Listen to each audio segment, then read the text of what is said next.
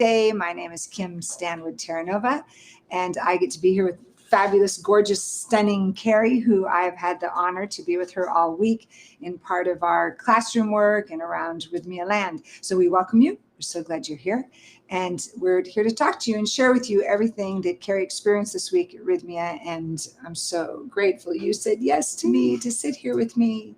So welcome to our wonderful, I've got my miracle time. And how are you feeling right now? Oh, I feel so light. I feel so peaceful. And I just feel filled with joy and gratitude. Just had such an amazing week. This is an incredible, incredible place. You're beaming today. An amazing week. I'm also sweating. Sure. That's well, we all sweat here. Yeah. We just know it. In Costa Rica, we're sweating, yes. And it's okay. Especially when we hug and we're all sticky. It's yes. Like, oh, it's okay. We're all sticky. Yes. When you got here, from then till now, how can you say that joy has shifted or that peace? Did you come in with it? Did you just have more of it now? But where did it shift from then till now? Such a great question. I think I feel like I came in with a lot of joy and love in my heart. And, you know, they tell you when you come here that oftentimes what you think you're coming here for isn't what you discover at the end. And I really found that to be true for me. The work was beautiful and challenging, and there were some ups and downs through the process. And I think for me, the biggest shift happened after I really released some limiting beliefs about what it means to be worthy and to be loved. And as soon as I was able to really release that in this incredibly loving, supportive environment, I just felt so light, and I felt really just true joy, a different quality of joy than the joy that I came in with before. It felt without effort. It just oh my goodness, those words, without effort. I felt joy. Yeah. So you weren't seeking joy. You knew that, but I love what you just said, Carrie, that when I released those beliefs that weren't serving me any longer, like beliefs, did you know that those beliefs were blocking when you came in? I did not. I think somewhere intellectually, I probably knew it. I've done a lot of personal introspective work. So you visit those types of themes about what it means to be worthy or to feel love, to let yourself have love. But it was such a different understanding of it than before. It was before I understood, and now I understand. It moved completely. So how I'm hearing that is now you're embodying it. Yeah, it's the word. That's absolutely the word. It was not a thing I knew. It was a thing I was. It was a thing I was. I didn't have to think it. I just was. Joy. From this point forward. Yeah. Which is a miracle in itself, to know that when we could shift from I know this to I am this, then you're embodying the truth of who you really are. You're embodying joy. So it's not a fleeting looking for it somewhere. You're really feeling it. Now, you said something that is so important that I want us to touch on is the ability to know you are loved without, I don't want to finish it. You said it right before we started. Yes. So part of that answer to the question of when I started to feel joy in the shift was just an immediate hit of understanding that again, a different quality of understanding, because I might have said I understood this before, but that I don't have to do to be loved. I can just be. I don't have to accomplish anything. I don't have to prove anything. I don't have to show up on the other end with the bag of goods that I just can be. I can be and trust that that's enough, and but that's profound. Like most of us in life, that's profound. There's moments, and you've seen it happen in class, where someone will state something and I'm thinking, well, you just said was so profound. And we are so comfortable in feeling it here at Rythmia because we're all in it, that there's moments like that, like to know you're loved and it has nothing to do with what you've done. Right. If all of us could reach that, to know that our being nature is more than enough to be worthy of being loved. Yeah. That there is nothing you have to do to be loved. Yeah. But what I'm hearing is that you're now knowing, beyond knowing it, you're completely embodying that. Mm-hmm. So how's it going to change relationships? Oh, it'll change everything, because I think when you're in the state of feeling the need to accomplish something to receive love, you're kind of blocked off from receiving love because all of your effort is on focusing on the doing. Yes. And if you're just being almost the way I have love for my child, he doesn't need to do anything for me to wake up and love him unconditionally. He can receive that, so it's no longer necessary for me to prove something, accomplish something. I can just be in that sort of communion space with another person, which I think will shift the relationships immeasurably. It just takes all of the condition out of the relationship. It's really hard for me to sit still right now because my body kind of wants to lift off and be like, this is profound. I can be in relationship and I don't have to do it. Like the impact of your being nature in relationships is going to shift every one of those relationships because you're I want to say this correctly, you're showing up so fully present. And what was most exciting for me was that I could see how then I could love another that way. So if I can accept that in myself, then it's very easy for me to accept that in another person, and for me not to have to lower expectations, or it's hard not to have expectations, but at least to understand that that's what it is, and that that's not what the love is. That it's there, it comes up, I get it, but I can. It's not the thing. It's just a sidecar that comes along with our conditioning, and I can set it aside. It's a sidecar, and I'm going to detach that sidecar when I'm rolling down the road. Just kind of let it go. Yeah, so I remember that. So I can be in a non-conditional space of love, acceptance, communication with anyone, really, and that happens here. It's so profound. Oh my gosh! What I shared last night in closing was just how unbelievable it was to actually experience a space where there was so much support and so much love, from the staff to the medicine family to the musicians to the cleaning crew, to each other, to just show up in this space I didn't even realize that could exist. We live in such a state of division and competition. And so to actually have a week here where you're just pounded with this sort of like loving held space is just profound. If you didn't even do the medicine ceremonies, that would be enough to shift. Yeah, that would be enough to shift anyone. Thank you. Yeah. We love that. That's fulfilled. I love it too.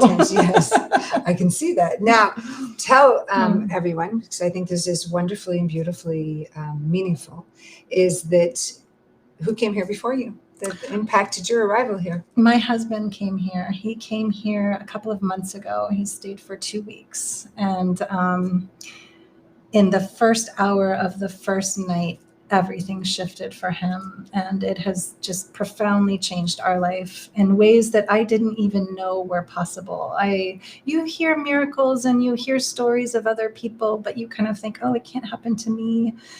And then it happened, and it was shocking and so unbelievably surprising what that feels like to actually experience a miracle, a true miracle, something that he had been struggling with for a very long time.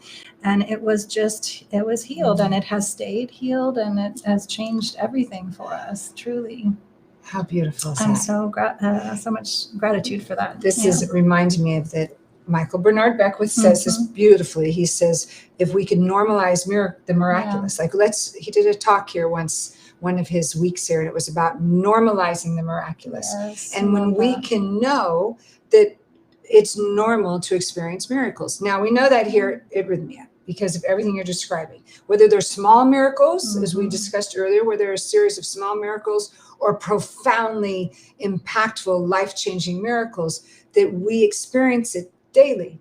And then if we could live in the world normalizing the miraculous, then we live in a miracle-filled world.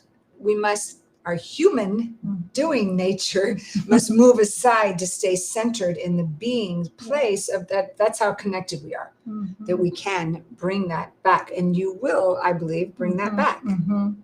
I believe that too. I think I experienced a number of really, for me, profound shifts. And while they may seem small, just different ways of looking at things or different understandings, I can see how that will sort of unfold and extrapolate into other ways of being, and then, interacting with people differently and making different choices just from little shifts. And so for me, my miracles were a more sort of 360 small shifting, whereas for my husband, it was boom, Yes. So different types, but both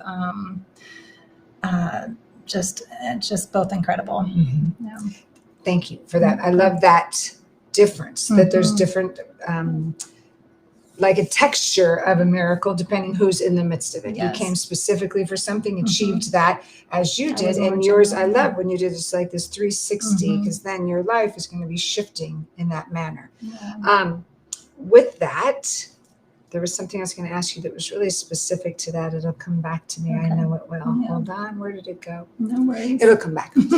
Where else in Rythmia did you feel, and I love how you felt held, but the details of roots for your food and the spa and the cleanse were all, did you touch all those elements of Rythmia? All of them. And I think, just the attention to detail here is really profound. The fact that they know your name, that the staff is communicating behind the scenes to understand who needs a little more support, how can they help in different ways, was just, that was truly mind-blowing to me, that somebody would put the thought into not only the beautiful food, the beautiful grounds, the wonderful massage, the gorgeous pool, the location itself, that they would put thought into the experience behind it. So yes, I felt it everywhere. I love that. We do that. We do. There's a clear intention for that thought to land on who needs assistance and where can we assist each other, because that's how connected we are. Come here to grow, and we get to assist you to grow. It's a different meaning of service. I can see why it's the #1 rated customer service on TripAdvisor, right? Because it's different when you show up at the Four Seasons, and they're so helpful, and they'll you call and they'll bring you anything. This is a different depth of service. How are you? How can I help you? How can I assist you? How can I sit with you? I heard you were struggling. That's profound. I love how you just said that. You're saying all these profound things today, Carrie, is that there's a different depth of service. And what I'm catching in that is that's a heart-to-heart connection of service. Not just, again, back to doing, which is right. There's a balance there. Exactly. But when you can call and say, oh, I need room service in a fancy hotel, and they could bring it to you, but that's still to do with doing. That's a perfect parallel because it's anyone can do service. This is a being service place. It just is of service. Yes. It's a totally different quality to it. And when we remember, we get to bring, as I was saying earlier, that you're bringing that back home. So our being nature, the more of us that are willing to be of service across the planet, wherever, we come from all different places, individuals do when they come to Rythmia from all over the world. So to know that each of us goes back to that place in the world and gets to live their miracle. Affects your child and everyone you work with and everyone else. Everything. Just how you move through the world will change because you have been given a glimpse of the potential of humanity. You can actually see what community can feel like, and so you can take that back with you and live from that space. Yes, and all these beings. Your community now is going to be with you forevermore. Oh, it's amazing. The way you make connections here is unparalleled. To be in my late 40s and make a whole new group of friends. That doesn't happen since college, really. So it's profound. It's true. And you came with some friends, right? I did. I came so tell us about that. I came with 3 friends. So and they have all experienced their own shifts and miracles. And but after a while, it didn't even matter. We weren't even sitting with each other. We were just we had met all of these other people, and we would come together, of course, but then we'd, go out and be with the community, because it was just, you truly are connected on a soul level by the end of the week. Everybody has shown up with so much courage to do the work. And I think because Rythmia provides such a space of sort of loving heldness, I don't know if that's a word. Oh, perfect. Everybody then allows themselves to be that version of themselves, because they can see it's safe to do so. And then the magic starts happening. It's safe to do so. We have like an illumination of safety. Correct. Of holding each other. Yes. So you came with friends. Your husband has come. You're coming back. I'm coming back. I love that. Already booked my week. Love that. And do you think you'll come back with your husband sometime? Yes, I absolutely. We just talked about it last night. So that's next on the list. I love that. So speak to us about what was the choice you made to have your husband come separately, then you came, and then you come together? Talk to us about that. Yeah, he was in a place where he was ready to really do some work. And so he came first. He was so courageous and came and had just a life transforming experience. And then all in my mind, I was thinking, okay, let's do this for him. He wants to do this. And then when we booked it, I thought, well, I want to do that too. That sounds kind of amazing. I was looking at not the brochure, it's an online thing. Yes. But yeah, it was really clear to me that even though I didn't feel like, I have this big issue I have to overcome, I could see how it would be beneficial. And what he says repeatedly now is he feels like what he says to me is like, I would recommend this to anyone. He's like, I wouldn't even recommend my favorite restaurant to everyone, but I would recommend this experience to everyone and anyone, is what he says. Thank you. Yeah, I will. And so the benefit of that, of you two coming separately, do you feel like you did your own inner work without being concerned about the other? Sometimes partners do that. They may come on two separate trips and then come together for that purpose, and some come together. So I'd love.